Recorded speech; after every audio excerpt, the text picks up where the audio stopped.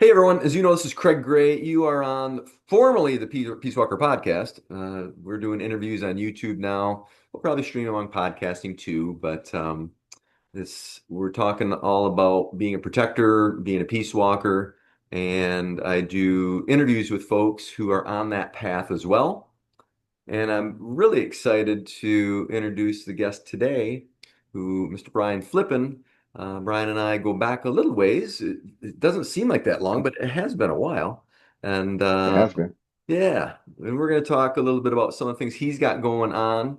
And I think you folks would be really interested in it. And I'm interested to catch up with Brian. So buckle your seats up for that. Before we get into that, I just want to invite you folks out there, if you've not joined our free community, Peace Walker Connect, if you are interested in this lifestyle of being a protector and being a peace walker, we have a free private community that you can get involved with. We have two free courses on there. One is called Just Say This, which is all about verbal communications, mainly conflict communications, but how do you mitigate conflict more effectively? Little mini course. And then the other mini course that's available to you on that resource is called 6 Day Defense. And that is all about assault prevention and response in a very short and concise way. Aside from that, you can interact with all of the members on there and get some good resources on this lifestyle of being a protector and being a peace walker. And if you go to peacewalker.mn.co, again, that's peacewalker.mn.co, you can get hooked up with that resource. So if you get on there, I'll see you on the site. But in the meantime, let's get back to things here. So, Brian, you've been a busy guy. You're moving and writing books and doing all this stuff. So before we get into some of that, why don't you just briefly tell us a little bit about your background and what you're up to? Yeah, yeah. And first and foremost, thank you for having me on. I appreciate that. Hey, it's good to have Um, s- yeah, appreciate it. Yeah. So what I've been up to, as you know, the platform that I started on was called I'm Jam, and Jam stands for Just a Man, so I'm just a man. And just being a mentor, my motto has been just helping me navigate life, and is that simple as that, in four areas, and that was emotionally, mentally, physically, and spiritually. And the family and all of that falls under there. And I heard you say protector, and that's definitely one of the things we talk about when we help men understand what their role is. If being a leader, protector, provider, and cultivator. So those are the type of things that I have put out there as a message to men of all ages. However, with that being said, I after nearly 30 years of marriage, my relationship came to an end through divorce. And just walking through that process, so many people came to me after I've been through the path of healing and recovery myself and say, how did you do it? I want to know what your process was and what did you do, which caused me to package it. I wrote a book about it and then developed a course. Thank you, sir. Appreciate that. it. Yeah. So I developed a course and a workbook that goes along with it. And we're currently, as we speak, we're in the process of going through the 8 week live version of that course before we turn it into an evergreen course. And Nice. it's going very well. So in a nutshell, that's what I'm doing, and going right back to the men's mentoring part of it. So I've come across a lot of men and who have gone or are going through the same process. And what I found is that, we process, I would say, conflict differently, men and women. Yep. And so I'm building an intensive for just men. And so you got to watch out for that as well. So yeah. So, can you share with us a little bit of what's your background and what were you doing before this initiative? I mean, you were doing some pretty cool stuff previous, but what's your background that brought you to the point of developing a course for this divorce recovery for men and so forth. So if we go way back, Yeah, go back my as far as you want, right? no, I come from a ministry family. So my father was a pastor for over 40 some odd years before he passed away. So we were always in the the lifestyle of service, right? That's what we did as a family. There are a lot of different families have their thing. You have sports families, Yep. law enforcement, military. We just happen to be a ministry family, and so that's the background. Just servicing people and mentoring and leadership. So before I got into what I'm doing now, as an offshoot of ministry, I had a one-on-one practice as a life and relationship coach. Yep. The irony, right? The irony of helping other people navigate their life and their relationship and just mind fall apart. But there's a But that's ministry in real that as well. life. I mean, that's real It life. is real life. Yeah, It yeah, is, and it's not 100%. about, I know it's how you deal with those situations more so than like, here's the magic word for you never to, go through something like that. It's, as Yeah.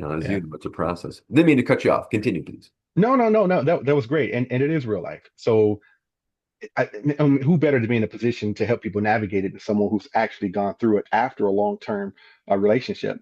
Right. And so, anyways, before that, then I went from the one-on-one model, and we did corporate training, where we went into workplace education. So anything that you could think of that the workplace has to deal with, we had a module for it, and we went in and provided training. And then I just segued into what I'm doing right now. It was a natural progression every step of the way of my life, Nice. into what I'm doing now, for sure. And And I would have to say I've learned a lot. I don't know if I told you or not, but you were the one that taught me the difference between conflict management and conflict resolution. I remember you sitting in one of your talks, and you were talking about how you went to Camden, New Jersey, right?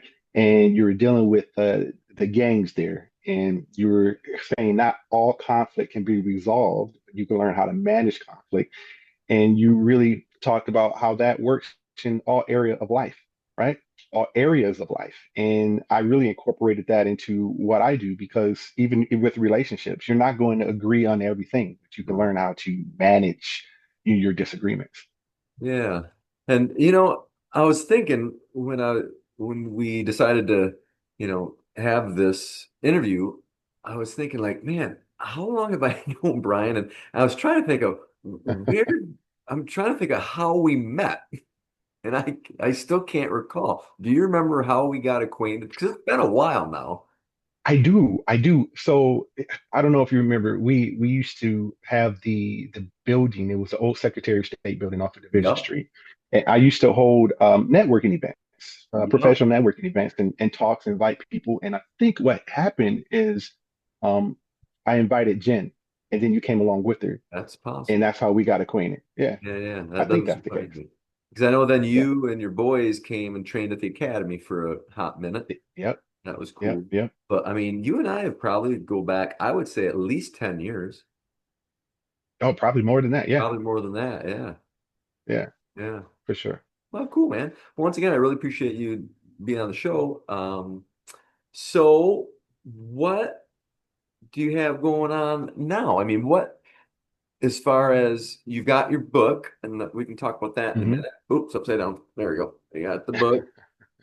And then you got this new program going on for the men, and that is that working directly off from the book? So what I'm doing, like literally shaking here, literally right now is I'm building that part of the I would say divorce recovery program. But now I'm we're doing the live version of healing and recovery after divorce, the online course, Okay. and we're halfway through the 8 week version of that. So every week we're putting out recaps and planning for the next week. Just doing it live. I'm providing all of the transformation that I've gone through. And so what the participants are doing for me is helping me refine the live version of it, so I can pre-record it and then put it out there in the marketplace for on-demand consumption. So that's what I'm doing right now. And the times when I'm not doing that, I'm seeking out different avenues where I can place this program, once we're done packaging it, Yeah. because I really believe in it. I believe that it will help transform lives. Because what I found is that it doesn't matter if you've been divorced 2 days or 20 years. if you have not been intentional and deliberate about going through the process of healing and recovery, you can still keep that trauma in a place where it's dormant. And then when life falls upon you to react to certain stimuli or conflict or whatever, then you'll start seeing those things that were not resolved rise up and you have to deal with it. Right. Now, is this course only for men or is it for men and women? No, it's for both men and women. Yeah. Okay. So I pivoted right after the divorce and put myself on that path. And after I realized that okay, this is a different Brian. This is the healed and recovered version. And so let me show others how to do it. It was tough. Yeah. It was a hard process. And you and I have something similar. Yours more recent, and I'm pretty sure you can resonate with what I'm saying. Um, Divorce is a type of death. All right. And I remember going through with my mom and dad passed away 2 months apart from each other Oh, wow. Yeah. going through that process of grieving. And after the divorce, it was the same type of feeling, just a loss, a profound loss. And you still experience those stages of grief, from the denial, the anger, and then the bargaining, and then the depression and the acceptance. You go through those things. And I found myself processing those exact same feelings. And because it really is just it's the loss of a family and a future that you plan together, Right. and just all your hopes and dreams, and just following that, and understanding, okay, I know what this feels like because I've been here before, and it's tough all the way around. Yeah. So do you, because I know you come kind of from, and correct me if I'm wrong, but you kind of came from the helping the men space, right? Oh yeah, 100%. Yep, that's where I Yeah. first started is with the I'm Jam, I'm Just a Man, the Yep. mentorship for men. Yeah, that's And how I I remember. pivoted And that's why I because was wondering if this book and your program was only for men or if it was men and women. yeah, this part is for both men and women. I'm going to jump right back into the space of helping men, navigate life as we put it in the Yep. beginning. But I had so many men and women coming to me, and I said, well, let me write this in a way where everyone can resonate with it, Sure. because both men and women, we experience the same thing when it comes to divorce, but we process it in different ways. So Right. after I go through this and put it out there, then I'm going to jump back and say, okay, hey fellas, here we are. Let's do this. So when it comes to men, I mean, where in your experience now, where do you see guys struggling? Because I mean, I see it in different ways with what I do, but what are you seeing out there with what are men struggling with right now? Whether it's, and our young men struggling with different things than, us more mature guys, and what are you seeing? Well, I mean, if we're not specifically just talking about divorce and just being general, I see a lot of men struggle with identity, Yeah. and just trying to figure that out, because we battle culture, right? Yep. And culture changes the definitions of the essence of men in a lot of different ways. And I'm not just talking about when it comes to, I don't even know if you can put this on your podcast, but the sexual identity, but Oh we yeah. we struggle with our identity in general, Yep. just to redefining, because women have redefined what manhood is all about. Oh, So it's almost like we are forced to conform, or when you stand alone, then you kind of, okay, here I am, I'm putting myself out there, and you risk being canceled by by just standing up for right.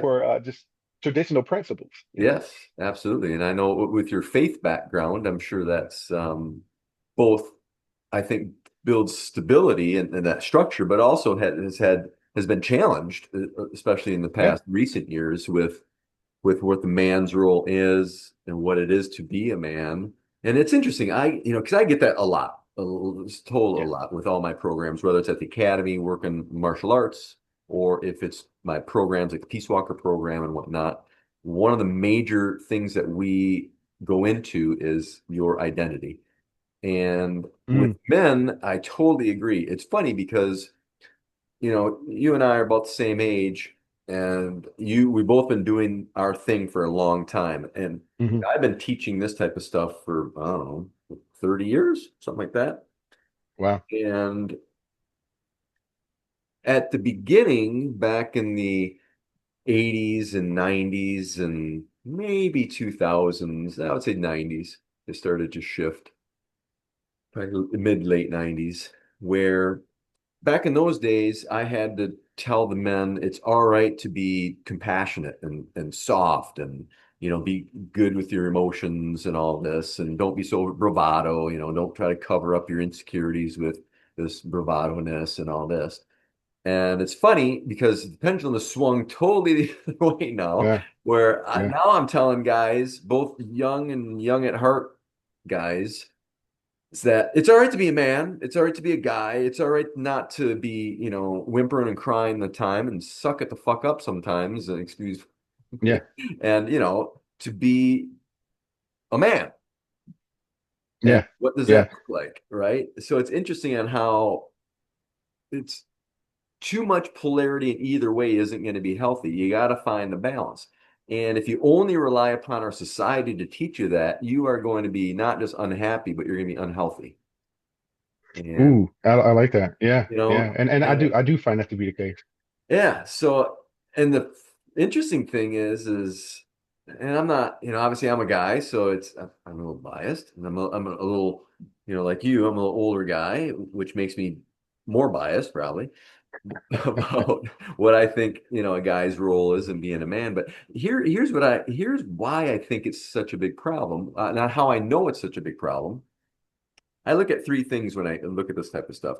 Because some people will push back, like, well, how do you know? Blah, blah, blah, blah, blah. You're not a PhD, sociologist or psychologist. I'm like, well, here's how I know. I look at three things. Number one is how is the individual? How healthy is the individual? Are they happy? Mm, Anxious? Right? So if the individual feels good about themselves and they're happy and well balanced and whatnot, okay. So the next thing you got to look at is, well, how are the people that they interact with doing, within mm, those relationships? Are those relationships healthy? Are those relationships balanced? Are those relationships good? And then the third thing I look at is, well, how are the circumstances that surround those two, that relationship and those individuals? How is that doing? For instance, like let's say you have an employee and the employee is, let's say, unhealthy, but they don't see themselves as being unhealthy. But in the meantime, they're having basically nervous breakdowns almost every day. They're late to work, their job performance sucks, but they think, this is just the way it is and I'm good.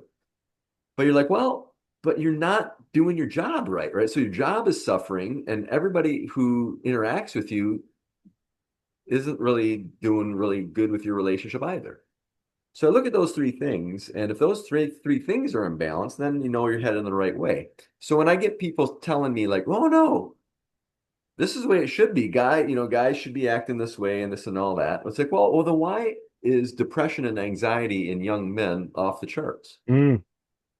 So Yes. if It this sure is is. so healthy and correct and right, then you would think that people would be sustaining a more balanced self-identity, but they're not. And you don't have to take my word for it. Anybody out there, if you're listening to this or watching this, get on Chat GPT and see the increases of depression, suicides, and anxiety in men specifically. You can do women too, but just in general, but definitely men. It's off the charts. So I'm glad you brought that up because I mean I can't even count the number of men that I sat across the table from who have these type of thoughts. What is my purpose? Yeah. Why Well, am I here? What is my worth? I just don't know what that is. And I have to really help them navigate. Well, understand who is giving the definition of you. mhm. Because if you can peel it back and understand that the culture is so invasive, right? If you look at how we have conformed, and when you talk about the therapists and the PhDs and the counselors, I'm even leery of these modern day people with alphabets behind their name. And trust me, I have good friends who are doctors, who are therapists. One of Me my best too. friends is a therapist. Me too. But with that being said, these are the same people who have been raised by culture and their ideology hasn't changed. They just went and got education and they still think the same way. And I would And add and, to and that, Brian, yeah, even with that, is culture in our society has, I would say, exacerbated some of those issues, if you want to say yeah, unbalanced one issues, and then try to 100%. package it and sell it like, well, this is right and you guys are all wrong. So I think sometimes then they drink the Kool-Aid even more. And I've spoken with some very level-headed and educated people who also, I think have some wisdom too. But I've Hmm. talked to so many people with educations, higher educations that it's like, what planet are you living on? Yeah. And I'm not saying all of I them. get, yeah, I get that all the time, I mean, for all instance, the time. Brene Brown, I love Brene Brown. I love a lot of her stuff. I don't agree with 100% of what she says, but a lot of her stuff I do. She's very well educated and she's out there doing her thing. And most of it I think is good stuff. But then you've got other folks that, it's like basically they use their education like a club to try to, hit Mm-hmm. everybody else in the head. Yep. It's the indoctrination. And you can't really tackle what's going on in the world as far as talking about culture without talking about feminism. And I don't want to turn this into a bashing session, but I will say this: feminism is just not. It doesn't stop at the female. You know, men are I would say victims of this modern day feminism ideology as well. If you look at the average young man of today and the way they process information, you can tell when a young man has been raised by, and I'm gonna say this correctly, a single-minded single woman. They're more sassy. They don't respond to conflict very well, not like our dads did, right? Like you said, sometimes you do have to suck it up. It's not avoiding your feelings or not confronting what you feel, but as being a man, there's a certain way that men should process, men should live, men should lead, and we have fallen so far away from that. And you don't have to take my word for it. The listener or the viewer, look at the prison system. Look at the stats of how many of those young men have been raised in single mother households. And I'm not saying I was just single going to say moms are that. bad. If you Yeah, look I'm at not. the statistics, Yeah, the yeah. majority of the violent crimes, Hmm. let's all forget about all the non-violent crimes. Let's just talk about violent Yeah, crimes, rape, murder, aggravated yeah, assault, and battery. Look at those. yeah. And don't quote me, fact check me, get on Chat GPT or whatever, Claude or whoever does, whatever AI is the head of the game right now. But look at the percentage of those young men, mainly young men, right? But look at those men on how many are single parent families raised by their mothers, and you will see if I'm correct, it's almost 70%, or it's I think you're right. You're or probably it's right on the money it's with right that. around 70 or more. It's like 70 something Yeah, percent. yeah. I mean, And that and and can't be a and coincidence. no, it's not. And you know the stats too. If you look at two-parent households versus being raised with a single father, there really is no difference as far as the outcome is concerned. But the reason I say single-minded single women and not just single women, because all single women households are not bad. There are some single women who understand their assignment and they need to provide mentorship to the young men in their household, young men and women. And let's not even talk about the boys. Look at the degeneracy that's happening with our young ladies these days who are Oh, raised in absolutely. single-minded single women households. And so this is when programs like yours and mine comes in and say, hey, wait a minute, let's provide some education, some knowledge, some transformation on this what's happening in our society, these phenomena that are going on. And sometimes you come across the wrong person, and we look at talking heads, people on TikTok, Instagram, social media. They have a large platform. We think because they're popular, they have to be right. And Mhm. so many of these people are leading so many people down the wrong path, and it's just Absolutely. ridiculous. Because they're unhealthy. And Well, many of them. oh yeah, I mean, and so I'm just trying to. I'm a voice crying out in the wind. Sometimes I feel right, You're and, two and voices saying, crying wait, out loud. yeah, yeah, there you go, and say, hey, wait a minute, no, no, this look at this in a different way, right? Young men or older men alike. You going through a divorce. I had so many men that sat across the table from me and say, you know what, my life is over. There's no reason to live. Right? Who told you that? Right. And I know you go. I know it's hard. I know it's tough. I have some dark thoughts. But again, being raised by my father and then a mother who understood her assignment. And there was a book, it's called Boys. I forget the name of the author. You can look it up. It's old school book. And it talks about how you raise boys into men, and real men. But it says at some point in time, the mother has to understand that she has to push those young men towards the father, and the father has to understand how to pull those young men towards him. That's that balance where Her influence need to decrease and his influence needs to increase. It's not that the mother is insignificant, it's that the father's presence and his influence must become more significant. And if you get the men back into the household, and not just back in, but fully engaged, it changes that young man and that young lady's life forever, forever.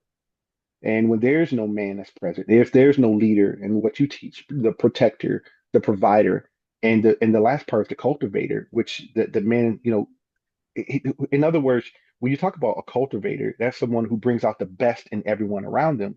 And you do that through those other things, being a leader, protector, and a provider. And to understand those things is so essential when it comes to the maturation of young men and young women, because eventually they're going to become as old as me and you, Hopefully, right? hopefully. And hopefully, and then they have to answer, to the world. Life will call upon you to be a man, and when you don't know how to do that, it's going to be a problem. Yeah. And I want to back up for a second too. I know you said this, but I just want to emphasize it. We are not talking down to all you single mothers out there. Mm-mm. We're doing the best that you can and to raise your kids. Keep going, you're doing a great job. We're just talking about balance, right? There needs to be that Yeah, balance between and when there isn't that balance in the household, and sometimes it's not by your fault, circumstances happen the way they are, and you being the mother are caught in a position to where you're caring and loving for your child and raising them the best that you can. So we're not taking away from that by any stretch. I think the point, and Brian can chime in too, the point that we're making is, without a strong male presence in rearing of a young man, there are challenges that become very, I think, specific to that circumstance, because of the lack of balance that may or may not be anybody's fault, but they are still present. I'm trying to say as eloquently as I can. I'm not trying to blame the single mother for being single or putting right. it down like, hey, if you're raising the kid and the dad took off, I totally get that. Keep going. Having, loving your child and raising them in the best capacity that you can is very admirable, and we love you for it. We're just saying that, without the male presence in one's life, in a young man's life when he's growing up, there are just certain things that aren't taught, and those things become critical, especially as they get older. And hopefully it's come across in the right way. If you want to add anything to that, Brian, you're more than welcome to. No, no, and I'm glad you said that because, and that's why I differentiated the, between a single mother and a single-minded single mother, completely different. And I bring a difference to that or highlight the difference to that because when you have a single-minded single mother who is not necessarily in the mind frame of family, right? And trying to provide the best for her children in the absence of a father, then she thinks differently because she prioritizes self and happiness over her children, over her family. And you find a lot of marriages that come to an end because of that. And I'm not talking about um, women all the time filing for divorce, but they file for divorce the majority of the time because Yep. culture has told us and them that you have to be happy. And if that means you have to trade in your family for happiness, go ahead and do it because it's all about you. Men, we think differently. The reason why men, and this is a statistic too, just Google it. The reason why men keep their families together more than women these days, it didn't always used to be that way, is because we think differently, especially when you have, when I call a real man, I'm talking about a man who understands who he is. When you Mhm. have that type of man in the home, his priority is not happiness. And it wasn't for me. I was more happy when I saw my kids laughing and playing and I saw them together and I came into the house, when I saw the wife at that time sitting there and I saw the house that we had and how much God has blessed us and I saw my family. I was happy. I didn't have to have any toys, any big purchases or big things in order to make me happy. I was happy with my family, right? But that's not the way culture defines happiness. It's about individual, it's about self. And if you don't um, find a way to quote unquote find who yourself, find who you are within the framework of your happiness, then what's the point of life? right? That's the way, I mean, they frame it. And you got these gurus out there, self-made gurus, they put some nice, fancy, emotional music behind their talking points, and people just they suck it all up. And and that's just not the way to live, it's not the way to work. It's not sustainable, it's not real. Because once you turn that social media off, you have to face real problems, real issues. And if you only know how to do that through social media, you're doomed. Well, one It's of the problems that we're facing is, we are online thinking that these social media sites and even movies, if people don't watch those anymore, but we think this fake reality show that we're all participating is real. And, yeah. if any of us would put down these little things, put them down and turn them off for a week, a month, or however long, and go interact in the real world, I think a lot of these things that we're talking about kind of drop off because we are constantly fed this fictitious reality that is devised by the masses. And who knows, if you want to be conspiratorial, maybe some of it's engineered, who knows? But this You know, isn't this I isn't the believe Joe that. Rogan show, so I don't want to go down Yeah. a conspiracy Well, theory. well, I do believe that on some level there, and for us to think there are not some anti-family factions out there that put out information that we consume, then I think we're ignorant because there are anti-family factions out there and movements and lobbyists, and to take the men out of the home, right, or to feminize the world.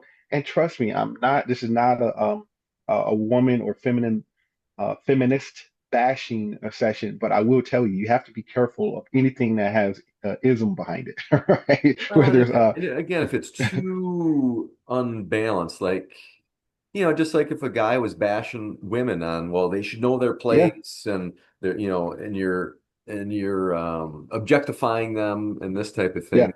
No different than I think when you get these feminists up there and they're talking about, oh, we don't need men. It's like, well, if you look at infrastructure, building the infrastructure of the world, not just the country, but the world, um, who does all that? I mean, who are all the plumbers and the construction workers and all this? I mean, yeah, there's some women, but it's mainly men. And yeah, and yeah. regardless, I mean, you need both. And the ki our kids, our children need both. We need a loving mother and a loving father if you want to have raised the best chance of raising a healthy kid. Now, that's not to say that you can't do it yourself, but it's, yeah, I think, easier and better if you can keep both parents at least involved in a healthy way. And I'm glad you mentioned that because that is part of my work as well. It's not just divorce recovery and healing and recovery after divorce. It's part of my job, what I consider is going into churches, doing forums with couples who are on the verge, or even those who are engaged, you're thinking about getting married, understanding what you getting involved in, this institution called marriage. And this is how you keep it together. These are the red flags that you look out for. And just because you love each other don't mean that you have to marry each other, because sometimes the best thing to do is walk away, not saying I do, because you just because someone is good to you doesn't mean that they're good for you. And you may be on a different path spiritually, mentally, emotionally. You may be on a different path in your career. So I'm getting people to look at everything from all sides because how the best way to confront divorce, and I can't, I try to stay away from using the word prevent, Mm, because divorce is going to happen. I mean, it is, right? right. But for you individually, your relationship is unique. This is how you want to take a look at it. And if you don't check these boxes, not that you have this strong list that you have to stick to it. If that individual doesn't meet everything on that list, no, I'm talking about for yourself, right? And for the greater good of your family, take a look at the things that are required in this institution called marriage, right?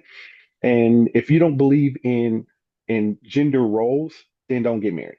I mean, or if you don't believe in roles, period, then don't get married because everything is not equal, right? Life itself is not a DEI institution. Marriage is not a DEI institution. We everyone wants to make everything equal in nowadays, and if everybody's equal. This is 50-50. If you approach a relationship, any type of relationship like that, except for a business relationship, then you're in trouble because it's not equal. We're equal in value, right? But we're not equal in every way.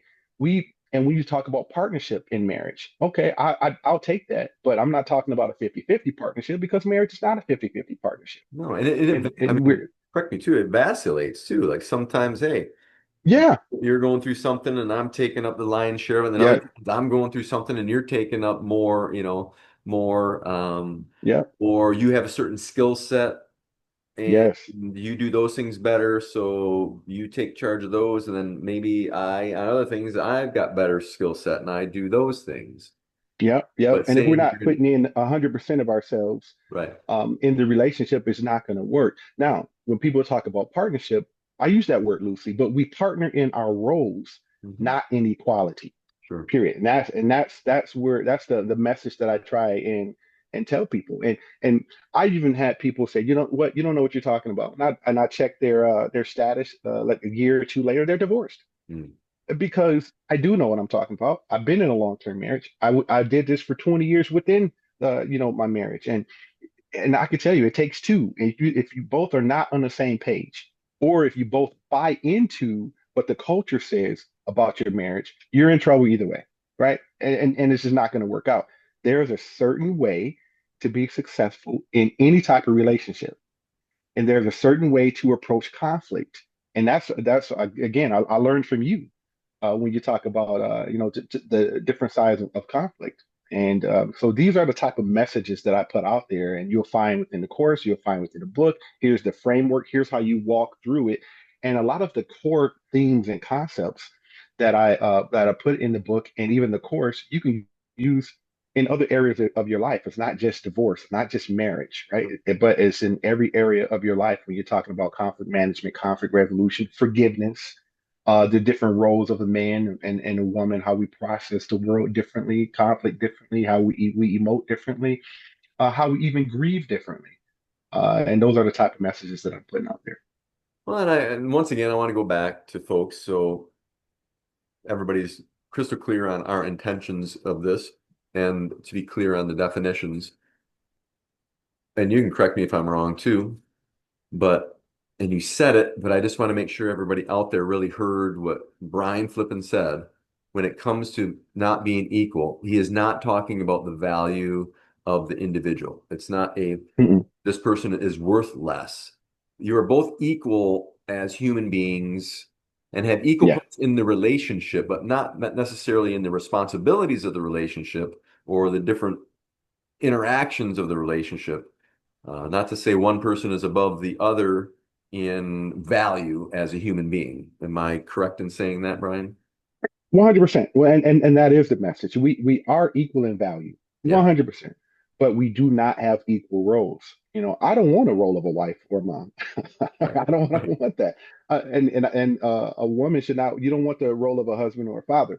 And sometimes when you're in a single parent household, I don't care if it's a man or a woman, you have to, substitute for those missing parts in the relationship. And I tell women I see a lot of posts on Father's Day. I'm happy Father's Day to me. No, you're not the father. Absolutely not. Happy Mother's Day when Mother's Day is appropriate, right? Right. But your job is either father or mother. If that part is missing, it's your job to find a substitute or mentor for that young lady or for that young man. That's your job to do that. Well, it's speaking I didn't intend for this show to go the way it's going, but it's good. No, it's good. So this is gonna even be more colorful, I suppose. Not hypothetically not in today's day and age, but what I witness, even with gay marriages, is Mm, one person usually takes on more of a masculine role and the other person takes on more of a feminine role typically in both. And this is just observation. I'm not whatever they call experts on diversity and inclusion and all that.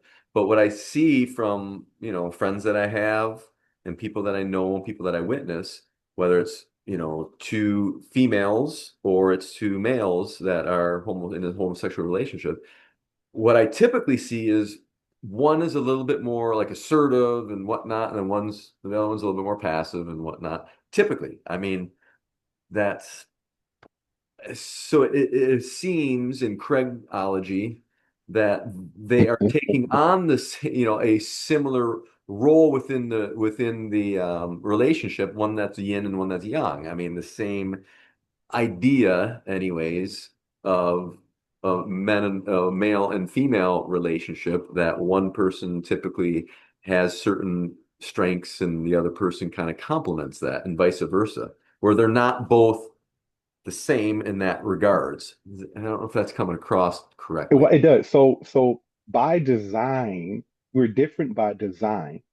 So we can complement each other with our differences. Do you know the relationship dynamic that has the highest divorce rate?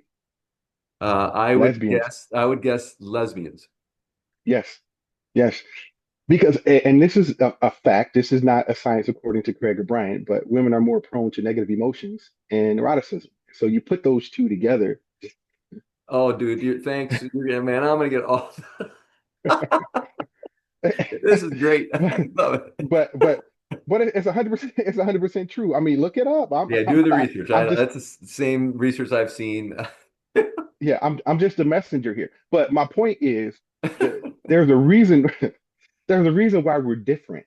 And someone has to take the lead, and God gave that to the man, right? Whatever you can believe whatever you want to believe, but Well, when I you mean, I try know a to lot do of it families, differently, the women wear the pants in the family. So I don't know if I 100% agree with you on that. well, okay, hey, listen, well, that's the appearance, right? I mean, okay, Somebody's wait got to till take the that. lead. I was going to say somebody has to take the lead, and wait till the family needs protecting. Then who are they Well, going to that's the call? thing, right? And go You back full know, circle to like if the family needs to be physically protected, right, like, right. uh, I don't know, and we've typically but we're in a spot in our society to where a lot of the historical roles that men would have because they're physically more prominent and aggressive by nature.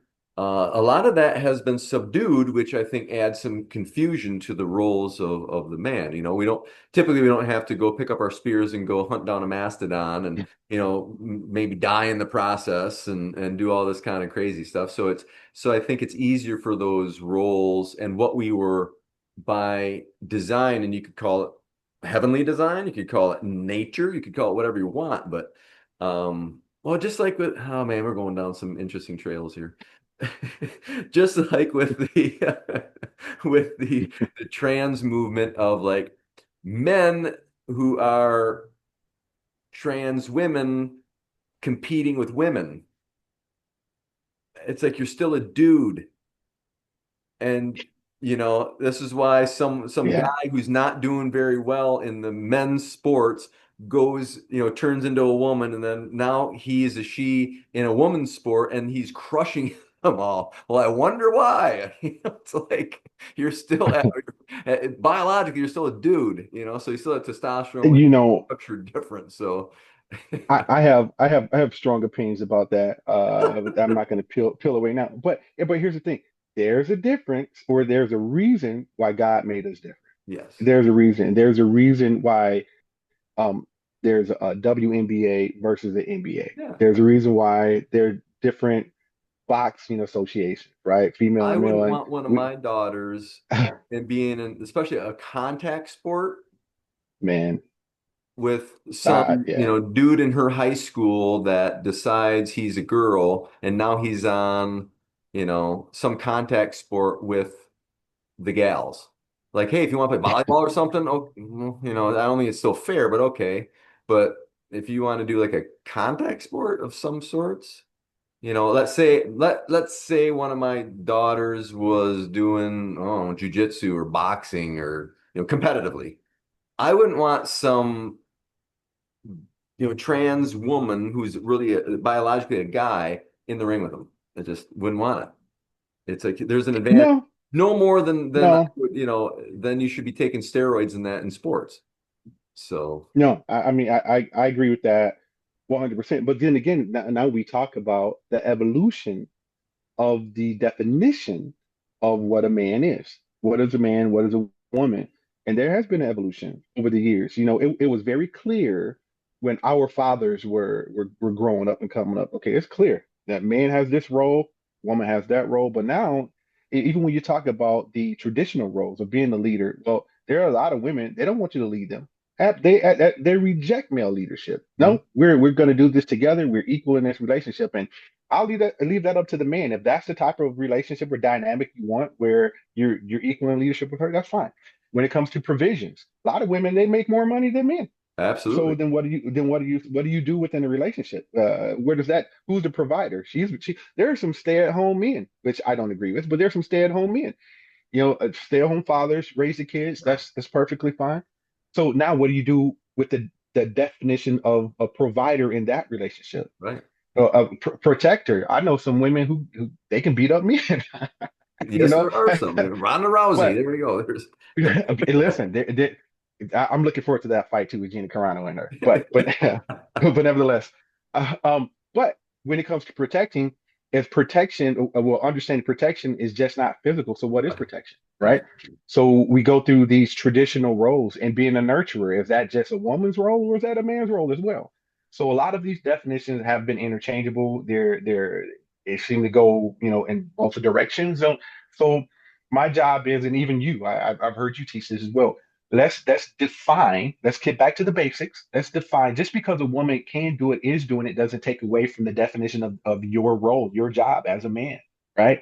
And like you said, it is okay to be a man. It is okay to still strive to be a leader, protector, provider, and cultivator, right? Because she can't do what you do in quote unquote every sense, and you shouldn't want to do what she does in every sense. But these lines have been blurred. And so I'm going back to the basics and say, hey, the reason why a lot of these young men have lost their identity, they're confused, they're growing up, and they have checked out of life. You have a lot of men that are my age now. Actually, they're not even dating anymore No. because they just don't. They don't want the confrontation. They don't want the responsibility. They don't want the obligation of being emotionally available. They have checked out. You Well, know, and two, and I mean, how old are your kids? they're in their 20s, all 20s all, now. all three. So I still have some ones, a couple teenagers yet, and Yeah. girls, right? They're all girls, four girls, but 25, 23, yeah, 25, 23, 18, 16. Mm, But witnessing them as they were growing, now keep in mind too that biologically they're not my kids. I assumed them as my children about 12 or 13 years ago when Jen and they're I, yours now. they're mine now, and I love them dearly. And they've done Yeah. wonderful things for me. I mean, let's go on the flip side of that, right?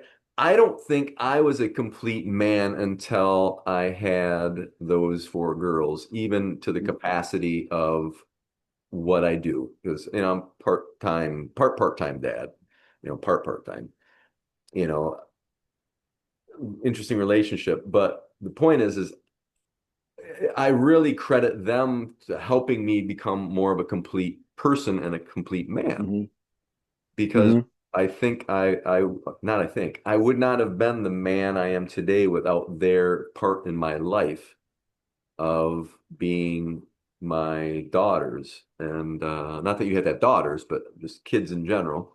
I'm blessed that right, right. they're girls. They've been great. I love them. And but my point was really not that. My point was as they were growing up, what I've noticed, like with them and their friends, and working with kids as I have throughout my martial arts career and doing the Peace Walker stuff is not so much kids, but some of the martial arts stuff has been. But a lot of the kids don't interact like romantically at a Mm, young age. I mean, I don't know about you, but kids nowadays will go to like um, not plays, dances, and they more of them go with their friends than with a boyfriend girlfriend. And that mm, was not that mhm, way when I was a kid. I mean, there was a couple folks that did, but usually it was girls and it was not the popular ones by any stretch, but not that it's bad or good. But it was now it's the norm, at least in the circles that they were when they were younger. More people would go to dances with friends than they would with because they didn't have boyfriends and girlfriends. I'm to jump on the back of that thought is I'm thinking that social media has really dumbed down the definition of friendship. Oh, Because we click a button now that person's my friend, and also kids don't get out as much as we used to. they don't In order have to to. make a friend, no, in order to make a friend, in order to build a relationship, you actually had to go somewhere. We went to Right. the mall, went to the park, we went over our friend's house. Yep. And now, my kids growing up, I literally listen. My parents had to beat me in the house. Now I Right. had to beat my kids out of the house. Get out, Seriously, do that's it something. too. Well, You same thing with know, driving. If you look at the you know. statistics right now too, with kids driving, they don't want to drive. They're afraid to drive. And part of it is, I think, our generation, Gen X, for whatever reason, we made these kids afraid of a lot of things. Mm, Play dates and what do they call them? yeah. Helicopter parenting and all this kind of crap. Me and all my friends are raised as free range humans. I just got together today for lunch with a buddy of mine who we grew up together. We were friends ever Yeah. since probably fifth grade. And the shenanigans that we would get into, and we weren't bad kids, but it was like Huckleberry Finn and Tom Sawyer, right? Yeah. We Yeah. would do some stupid stuff because we would never be able to do that now because parents oversee every aspect of the kid's life. They don't, and we wonder why they freak out when they get older because they never had the chance to work out those challenges when they were young and it didn't matter as much. And then all of a Quick. sudden they're put into these Mm, circumstances that are more critical and they don't know what to do. They melt down. So my hmm last point, and I know you want to get your point in there, is I see, and statistically too, a lot of kids don't drive and they don't have hmm to because they have their phones. They can be social on their phones. They don't, and then it becomes like I'm afraid to drive and I'm afraid to interact socially. I can remember when I was a kid, my mom and dad, if I ever had to break up with a friend or a girlfriend or, tell somebody bad news or whatever, my mom and dad would make me do it like live. Because, the cop out back then was either you wrote them a letter or most of the time you'd call them on the phone, right? It was Yeah. either a Dear John letter or it was a phone call or live in person. And I remember, breaking up with girlfriends and my mom's like, you're gonna do that in person. I'm like, well, yeah, of course I am. It would be much easier to do it over the phone. And now people don't do that. It's like, if I don't like you, I'm just gonna ghost you. I'm gonna swipe left or right or whatever it is on Mm-hmm. so they don't have to deal at a very young age. They don't have to deal with that feeling, that emotional feeling of a lot of things, anxiety in that regards and dealing with it. Disappointment, both being disappointed, but also knowing that you are disappointing somebody else. When you're a kid and small. So we were indoctrinated in that as young, young, young, young, young kids. And nowadays, kids avoid it because they can. And then they become adults and you wonder why they can't hold down jobs and they can't have critical conversations with people or they can't get any type of feedback unless it's just totally blowing sunshine up their ass, and telling them they're the best thing ever, getting the participation award and you're great. Any kind of not even criticism, but any kind of suggestions, a lot of young people and not even young people don't do so well with because they haven't really practiced at it. I mean, I love those points. So when my kids were growing up, and they were getting older, when I try to talk to them, I notice they, hey, look me in the eye Yep. when I'm talking to you. Let's have a conversation. So I would talk to them, and it's very limited. So parents, you have to be more skilled in bringing out the feelings, the conversation. What you kids are very good at masking, right? You tell them something, okay, sure, yeah, but did they really hear you? And Yes. then when you ask them questions, all right, how was your day? Good. And sometimes parents just leave it at that. Okay, what do you mean by good? Right. Just digging a little It's a good further into it. question.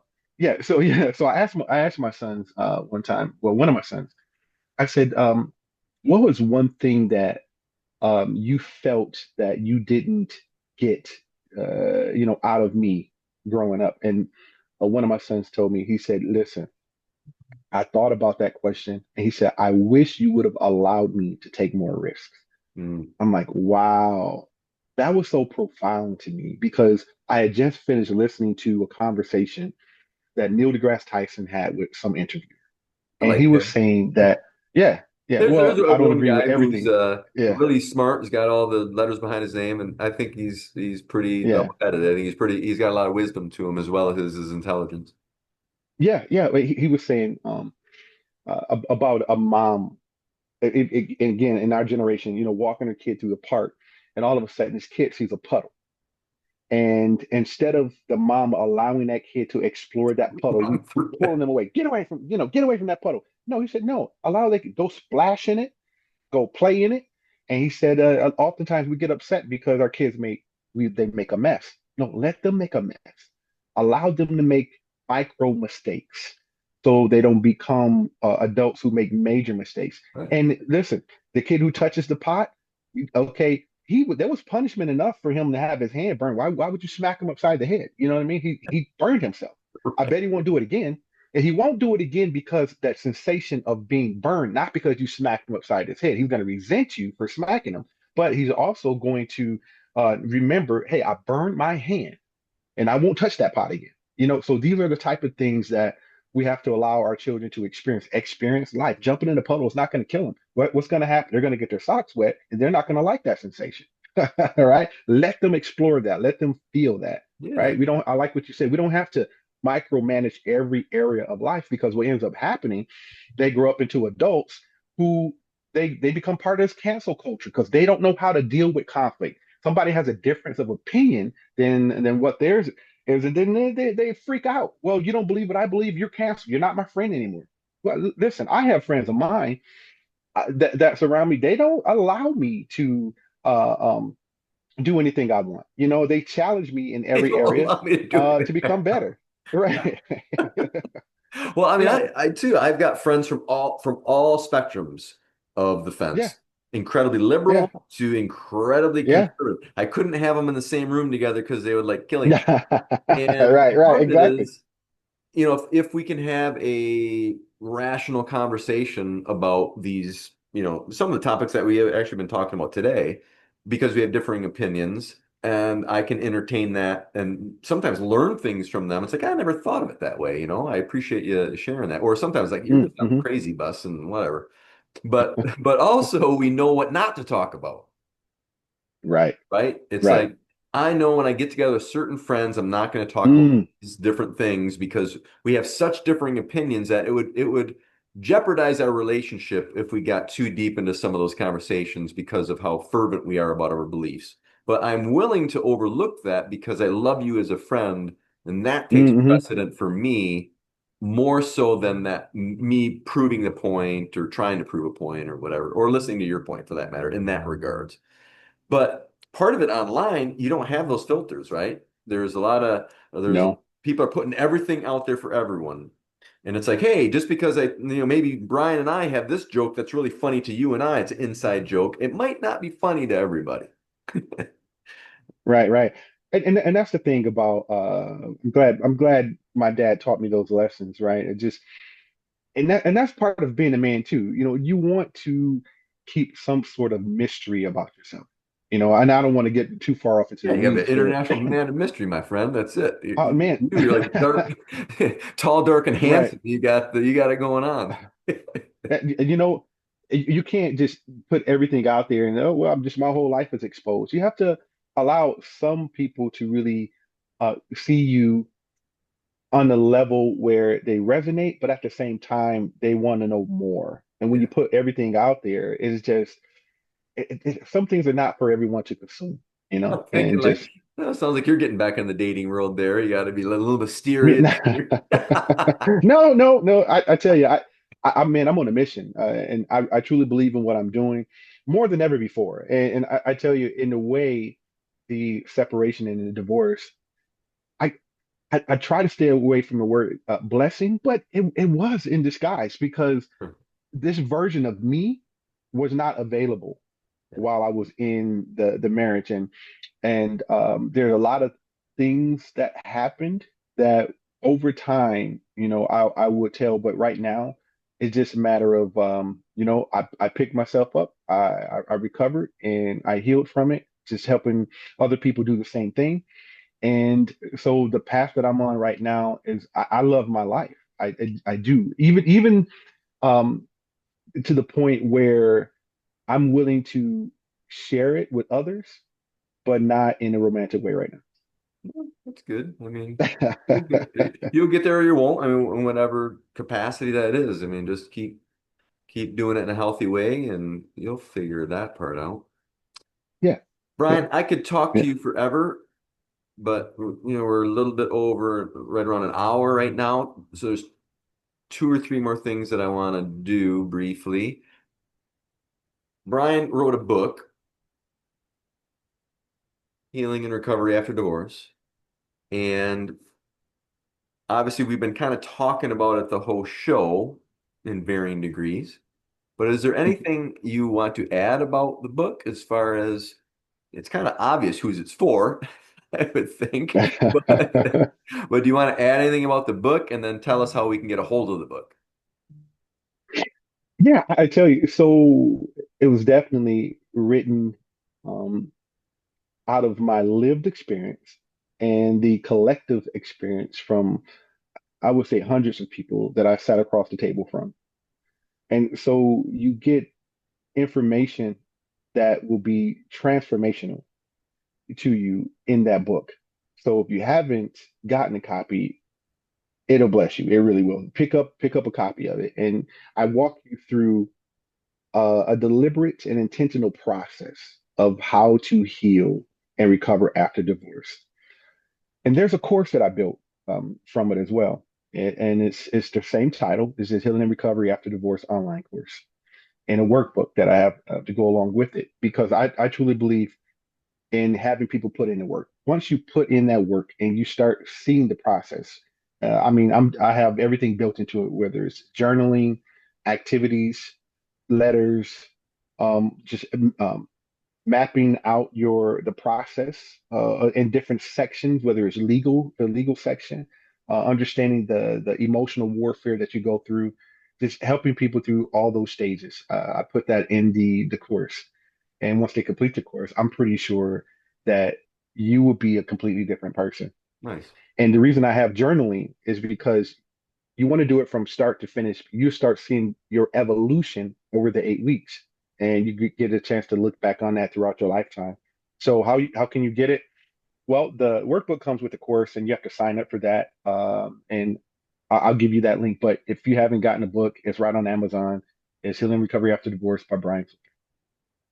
Nice. And you actually wrote another book too, right? Like My Flippin' Life after 40 Tips of what You remember that, I do. I have huh? it someplace. I didn't think to grab it, but I do have it. I bought it I whenever. did.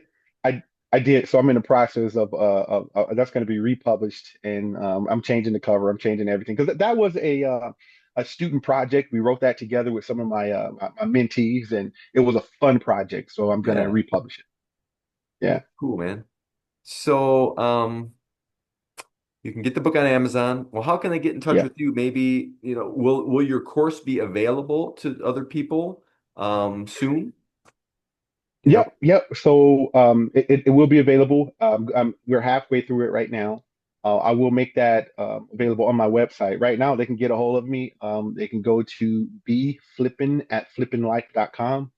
And that's how you can email me. You can always jump on my website at flippinlife.com, Cool. and you can see how to get a hold of me there as Nice. If you could do me a favor, Brian, after our call, just text me all that and I'll put it in the show notes so well. Yeah, people can get the link there. So, well, there you go, gang. Grab Brian's book, get on one of his courses if you think it'd be of help to you if you're going through a situation like that. And thank you out there for joining us on our interesting conversation about, some of the hot topics of today. And thank you, Brian, for joining me today. I really appreciate you taking the time, man. I wish you were up here in the Grand Rapids area so we could do lunch or whatever. yeah, And I'll be there soon. nice. Well, wait until when the weather gets a little nicer. Yeah, Because you're yeah. what? You're in South Carolina?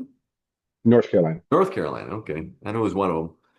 But Yeah. thank you so much. And once again, thank you for joining us out there.